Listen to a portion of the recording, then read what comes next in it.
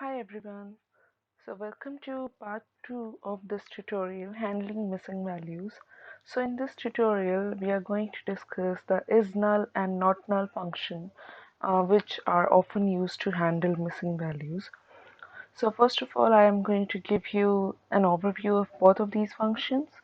Isnull is used as an indicator of if missing values are present or not. If they are present, then isNull is going to return true, and if they are not present, then it's going to return false. Not null is going to return the opposite of isNull. Let's see how we have handled this in this tutorial. So again, I'm building an array having three not null values and the last value have as np.nan as in a missing value, and I'm passing this to a data frame, and then I'm applying isNull function to this data frame.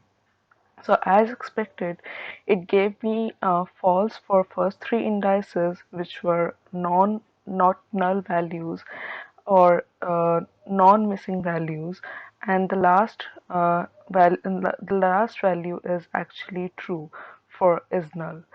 So it's actually saying that the value at the third index it's a missing value and the other values are not missing values. Then I am going to see the same thing with applying not null function on the same data frame, and I'm going to get the opposite result as in true, true, true, and then false. So it's actually saying that the first three values, they are not null, the last value is a null since it's containing false. So not null is often used to fetch the subset of a data frame which are not null, which it actually excludes the null value or missing values. So it only fetches a subset of the valid values. So I did the same. I applied not null function on the first column of df and then passed this array to df.